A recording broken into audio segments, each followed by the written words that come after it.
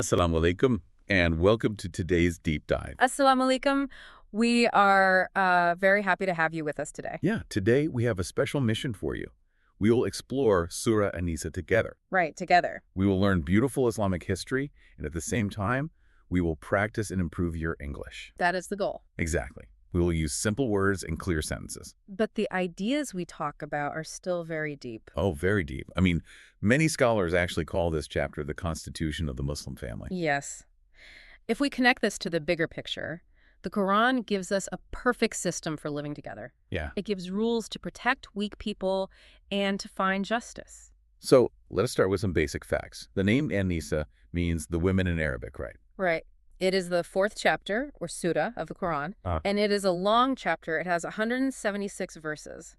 In Arabic, a verse is called an ayah. Wow, 176 verses. That is a lot. It is. So it is spread across 3 parts of the Quran. We call these parts juz. Okay, so it is in Juz 4, 5, and 6. Exactly. And it is a Madanan surah. It was revealed between the 3rd and 5th year after the Hijrah. Okay, let's unpack this. Yeah. If the surah is about women, why was it revealed right after a major war? Well, we have to look at the historical event. The war was the Battle of Uhud.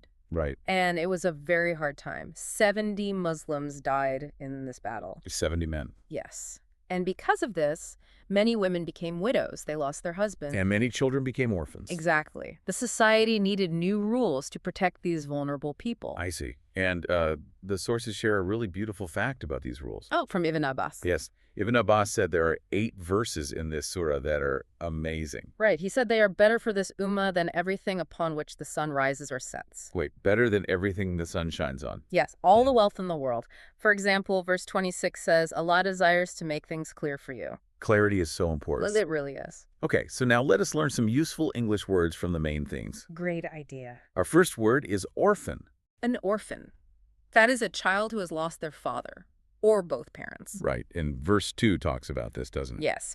It says, we must give orphans their property safely. So it is like being a very honest bank manager for someone else's money. That is a perfect way to say it. You cannot swap your bad things for their good things. No, you cannot. Awesome.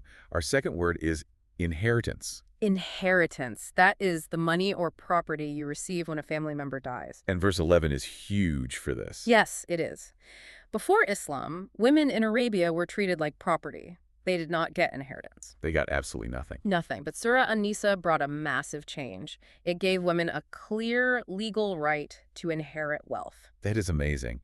Now, our third basic word is justice. Justice means being completely fair to everyone, no matter what. Here's where it gets really interesting. Oh, verse 135. Yes, verse 135 says you must stand firm for justice, even if it is against yourself. Or against your parents. Wow, wait, really? Even your parents or rich relatives? Yes. Complete fairness, even if it is hard. That is a very high standard. It is. Okay, let us move to some slightly harder words now. Upper A2 level English. Okay, let us do it. First advanced word, hypocrite. A hypocrite. That is a person who says they believe something, but their actions show they do not. They say one thing, but they do another. Exactly. You know, in Medina, the Muslims had enemies all around them. Yeah, he was dangerous. So the surah warns about hypocrites, people who pretended to be Muslims but secretly helped the enemies. Ah, fake friends. Yes. Very dangerous. Yes. Our next word is tayammum. Tayammum. In English, we call this dry ablution. Dry ablution. So washing yourself for prayer, but without water. Exactly. Washing with clean dust. Verse 43 explains this. Because they were on a military journey, right? The Bani al-Mustalik expedition. And they had no water, so Allah gave the rule of tayammum. Which shows that Islam is very practical. It is easy. Very easy. I love that. Okay, word number 3. Polygyny. Polygyny means having more than one wife. What's fascinating here is verse 3. Remember the Battle of Uhud. Right, where 70 men died. Yes. So the Quran allowed marrying up to 4 women to protect widows and orphans. Booty, there's a strict rule. Very strict. You must treat them with perfect justice. And if you fear you cannot be fair, then you must marry only one. only one. Wow. Yeah. And historically, multiple wives were common. It is in the Bible, too, with men like Abraham, David, and Solomon. Right, so Islam just added rules to make it fair. Exactly. Okay, our final advanced word today, Homo Islamicus. Homo Islamicus. This means the ideal, responsible Muslim person in society. So like a perfect role model for how to live. Yes. Someone who works hard but also follows moral rules. For example, verse 32 forbids envy. Envy, so feeling jealous of other people. Right. A Homo Islamicus accepts what Allah gives them. They work hard and they do not feel jealous of others. That brings a lot of peace to society. It really does. So what does this all mean? I mean, let me just summarize. Surah An-Nisa is a complete guide to fairness. It protects women and children, and it teaches us how to live a responsible life. It is a beautiful system. It is.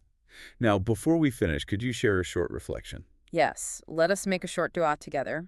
May Allah make our learning easy. Yeah. May Allah help us to be fair, to protect the weak, and to speak the truth in our daily lives. Amen. Such a beautiful prayer. Now, I want to leave you, our listener, with one final powerful thought. From the very first verse. Right? Yes, verse 1. The surah starts by saying, Allah created all of us from one single soul.